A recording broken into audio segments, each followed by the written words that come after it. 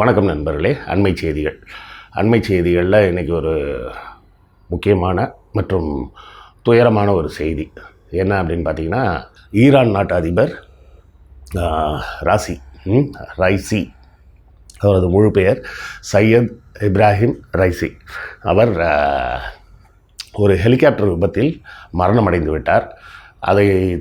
அதன் பின்னணியில் பல செய்திகள் இருக்குது. அந்த செய்திகளை தான் ஒன்று ஒன்றா நம்ம இன்றைக்கி என்னென்னு பார்க்க போகிறோம். அப்புறம் நண்பர்களே, புத்தகம் வாங்குவதற்கான வழக்கமான ஒரு கோரிக்கை. நம்ம இந்த வினோத வாய்ஸ் சேனல் மானிட்டைஸ் ஆகிடுச்சு, எல்லாம் உங்கள் அன்பின் ஆதரவும் காரணமாக. அதனால் இப்போ இதில் விளம்பரங்கள் வருது. ஆனாலும் இந்த விளம்பரங்களின் மூலம் வரக்கூடிய வருமானம் நம்ம கேஆர்வி சேனலில் வந்த அளவுக்குலாம் ஒன்றும் வராது. அதோட கம்பேர் பண்ணால் 1/10 பங்கு வந்தாலே ஜாஸ்தின்னு வச்சிங்களேன். உங்கள் ஆதரவு தொடர்ந்து எங்களுக்கு வேண்டும். புத்தகங்கள் வாங்கினீங்கன்னா அதை கொண்டு இந்த சேனலை நடத்துவதற்கு இன்னும் கொஞ்சம் சிறப்பாக நடத்தலாம். செய்திகளையும் இன்னும் அழகாக சேகரித்து கொடுக்கலாம். ஸோ இல்லை சார், பணம்லாம் கேட்காதீங்க சார். நம்ம பணம்லாம் கேட்குறது கிடையாது. நம்ம கேட்குறது என்ன கேட்போம், புத்தகங்கள் வாங்கி அதன் மூலமாக வருவாயை வைத்து நடத்துகிறோன்னு தான் சொல்கிறோம். இல்லை சார், புக்கெல்லாம் வாங்குறதுக்கெல்லாம் இப்போதைக்கு முடியாது சார், படிக்கிறதுக்கே எனக்கு நேரம் இல்லை சார் அப்படி இப்படின்னு நிறைய பேர் சொல்லலாம். வெளிநாடு வாழ் மக்கள் நீங்கள் புத்தகங்கள் வாங்கணும்னா முடிஞ்ச நேரம் வாங்கினாலும் வாங்குங்க. இல்லை வேண்டாம் அப்படின்னா அமேசான்லேருந்து கிண்டில் வெர்ஷனே நீங்கள் எடுத்து படிச்சுக்கலாம். பாபர் நாமா வர உள்ள எல்லா புத்தகங்களும் அமேசான் கிண்டிலில் கூட இருக்குது. இது எல்லாம் எதுவுமே முடியாதுன்னா கூட இந்த வீடியோக்களை ஷேர் பண்ணுங்கள். ஷேர் பண்ணாலே அதுவும் ஒரு வகையால் ஆதரவு தான். லைக் போடுங்க, கமெண்ட் போடுங்க, எல்லாமே ஆதரவு தான். ஸோ ஏதாவது ஒரு வகையில் எங்கள் சேனலுக்கு தொடர்ந்து உங்கள் ஆதரவை கொடுத்து கொண்டே இருங்க. சையத் இப்ராஹிம் ரைசி, இவர் ஈரான் நாட்டின் அதிபராக தேர்ந்தெடுக்கப்பட்டவர். இவர் பக்கத்து நாடாகிய அசர்பைஜான், சோவியத் குடியரசிலிருந்து பிரிந்த பல நாடுகளில் அதுவும் ஒன்று. அந்த அசர்பைஜான் நாட்டு எல்லைக்கும் இவர்களது எல்லைக்கும் அருகே ஒரு டேம் ஒன்று கட்டியிருக்காங்க. சரிங்களா? ஒரு ஆற்றின் குறுக்கே ஒரு டேம் ஒன்று, பெரிய டேமு. அந்த டேமை 2 நாடுகளும் ஷேர் பண்ணுறாங்க. புரியுதா? அதாவது எல்லை தகராறுலாம் இல்லாமல் இந்த டேம் மூலமாக வரக்கூடிய தண்ணியை நாங்கள் கொஞ்சம் எப்படி பயன்படுத்துவோம், நீங்கள் எப்படி கொஞ்சம் பயன்படுத்துறது, அதன் மூலமாக அதில் மின்சாரம் தயாரிப்பது, அந்த மின்சாரத்தை எப்படி பகிர்ந்து கொள்வது, அதை எப்படி ஆப்ரேட் பண்ணுறது, இப்படி பல்வேறு ஒப்பந்தங்களோடு அந்த டேம் கட்டி முடிக்கப்பட்டது.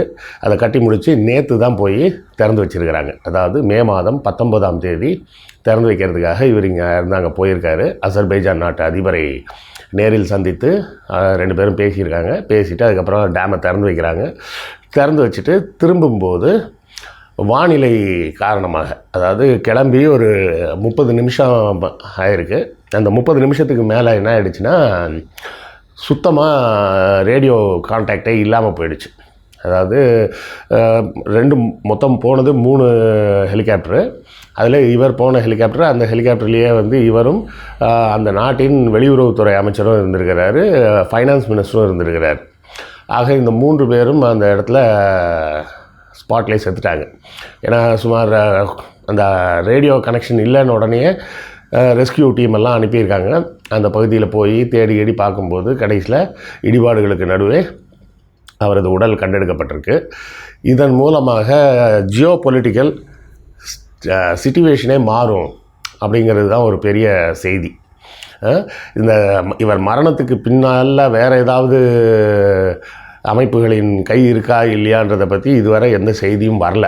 இதன் பின்னணியில் இஸ்ரேல் இருக்கா, குறிப்பாக இல்லை இஸ்ரேலின் ஆதரவு பெற்ற அமைப்புகள் யாராவது இருக்காங்களா அப்படின்ற செய்திகள்லாம் இன்னும் எதுவும் வெளிவரவில்லை. இப்போதைக்கு அந்த நாட்டின் தலைவராக இருக்கு, அங்கே 2 பேர் இருப்பாங்க. ஒருத்தர் நாட்டுக்கு தலைவர், இன்னொருத்தர் நாட்டுக்கு அதிபர். அது என்ன சார், தலைவர் ஒருத்தர் அதிபர் ஒருத்தரா? அங்கே அந்த மத தலைவர் ஒருத்தர் இருக்கிறாரு. அவர் தான் நாட்டின் தலைவர், சுப்ரீம் லீடர் அப்படிம்பாங்க அவரை. அயத்துல்லா கொமேனி அப்படின்னு சொல்லக்கூடிய அவர் தான் இப்போதைக்கு உடனடியாக அறிக்கை கொடுத்துருக்கிறாரு. நாட்டில் எந்த பதட்டமும் தேவையில்லை, நமக்கு இழப்பு தான், இருந்தாலும் பதட்டம்லாம் யாரும் படாதீங்க, அவரது உடலை பத்திரமாக மீட்டாச்சு, அவருக்கு அரசு மரியாதையோடு செய்ய வேண்டிய சடங்குகளை செய்வோம் அப்படின்ற மாதிரி அவர் அறிக்கையெல்லாம் கொடுத்துருக்கிறாரு. இதன் பின்னணியில் வேறு ஏதாவது பிரச்சனை இருக்கா அப்படின்னு பார்த்தோம்னா, இப்போ இந்த காசா பிரச்சனையால் இது ஒரு கொஞ்சம் டைட்டாக பார்க்கக்கூடிய ஒரு சிச்சுவேஷனாக தான் இருக்குது. ஏன்னா போன மாதம் தான் பார்த்திங்கன்னா டெஹ்ரான் மீது இஸ்ரேலும் தாக்குதல் நடத்துச்சு, எதிர் தாக்குதலாக. முதல் தாக்குதல் வந்து ஈரான் தான் பண்ணாங்க. அதுக்கு முக்கிய காரணம் என்ன, சிரியாவில் இருக்கக்கூடிய அந்த டமாஸ்கஸ் நகரத்தில் இருக்கக்கூடிய அவங்களோட தூதரகத்தை இஸ்ரேல் வந்து தகர்த்தாங்க. அப்போ தூதரகத்தின் மீது கை வைப்பது என்பது கிட்டத்தட்ட அந்த நாட்டின் மீதே கை வைப்பது போல் அப்படின்ற ஒரு செய்தியை நம்ம முன்னாடியே சொல்லியிருக்கோம். ஏன்னா நம்ம எல்லாருமே ஏற்கனவே பேசினது தான், இருந்தாலும் நினைவூட்டுவதற்காக லேசாக சொல்கிறேன். ஒரு நாடு வந்து இன்னொரு நாட்டில் தூதரகம் அமைத்திருக்குன்னா அந்த தூதரகத்துக்குள் அந்த நாட்டை சார்ந்தவர்களே யாரும் உள்ளே போக முடியாது. அதாவது இப்போ இந்தியாவில் வந்து ஒரு அமெரிக்க தூதரகம் இருக்குது அப்படின்னு சொன்னால் அந்த தூதரகத்து வளாகத்துக்குள்ளே, இப்போ சென்னையில் அமெரிக்க தூதரகம் இருக்குது, இங்கே சென்னையில் இருக்கக்கூடிய போலீஸ் கூட உள்ளே போக முடியாது. புரியுதுங்களா? சென்னையில் இருக்க போலீஸ் உள்ளே போக முடியாது, இந்தியன் மிலிட்ரி உள்ளே போக முடியாது, யாருமே போக முடியாது. அந்த தூதரகம் என்பது அந்த நாட்டோட இடம் அப்படின்ற மாதிரியே நீங்கள் புரிஞ்சுக்கலாம். அது அமெரிக்கா தான் அது அப்படின்ற மாதிரி புரிஞ்சுக்கலாம். அப்போது சிரியாவில் இருக்கக்கூடிய ஈரானின் தூதரகம் என்பது ஈரான் நாடு தான் அது, சரியா? அப்போ அந்த தூதரகத்தின் மீதே தாக்குதல் நடத்தும் போது ஈரான் மீது தான் இஸ்ரேல் தாக்குதல் நடத்தியதாக எடுத்துக்கொள்ளப்படும். ஆனால் வழக்கம் போல் அமெரிக்கா போன்ற நாடுகள் அதை கண்டிக்கவே இல்லை, சரியா? அப்போது இவர் வந்து எங்கள் தூதரகத்தின் மீது தாக்குதல் நடத்துனீங்கல்ல அப்படின்னு சொல்லி இஸ்ரேல் மீது கடுமையாக ஒரு அடையாள தாக்குதல், அதாவது ஃபுல் ஃப்ளெஜ்டு வார் மாதிரிலாம் இல்லை, அந்த தாக்குதலுக்கு எதிர் தாக்குதலாக போய் அடித்தாங்க. அதையும் துணிச்சலாக செய்தது இந்த ரைசி அப்படின்ற ஈரான் நாட்டு மறைந்த அதிபர், சரிங்களா? இப்போ இதில் தொடர்ந்து காம்ப்ளிகேஷன் ஏற்கனவே ஜாஸ்தியாகிட்டே போகுது. ஏற்கனவே பார்த்திங்கன்னா அமெரிக்கா வந்து முழுக்க முழுக்க ஈரானுக்கு எதிரான ஒரு நாடு. ஈரான் மீது பல்வேறு சாங்ஷன் போட்டிருக்காங்க. சாங்ஷன்னா பல்வேறு விதமான தடைகள். நீங்கள் வந்து அணு ஆயுத ஒப்பந்தத்தை மீற முயற்சி செய்கிறீங்க அப்படின்னு சொல்லி இல்லாத ஒரு குற்றச்சாட்டை போட்டு ஏற்கனவே ஈரான் மீது பல்வேறு தடைகளை விதிச்சிருக்காங்க. அந்த தடைகளை மீறி அவங்களோட தொடர்பில் இருக்கக்கூடிய நாடுகள்னால் முக்கியமான நாடுன்னு எடுத்தோம்னா ரஷ்யாவும் சீனாவும் இந்தியாவும் தான், சரியா? அப்போது இந்த பிரச்சனையில் இப்போ நமக்கு என்ன பிரச்சனை வரும் அப்படின்னு ஒரு கேள்வி இருக்குது. நமக்கு என்ன பிரச்சனை வரும்னா சஹாபார் அப்படின்னு சொல்லிட்டு ஒரு துறைமுகம் இருக்குது. அந்த துறைமுகத்தை வந்து ஈரானோட கண்ட்ரோலில் கொடுக்குற மாதிரி ஒரு ஒப்பந்தம் போட்டிருந்தாங்க. கண்ட்ரோல்னால் அதாவது அதை ஃபுல்லாக ஆப்ரேட் பண்ணுறது, அவர்களின் தொழில்நுட்பம் மற்றும் அவர்களது பணத்தை போட்டு அந்த போர்ட்டை வந்து இன்னும் பெருசாக டெவலப் பண்ணி அவங்களே நடத்துகிற மாதிரி, அதாவது டர்ன்கி ப்ராஜெக்ட் அப்படின்னு சொல்லுவாங்க.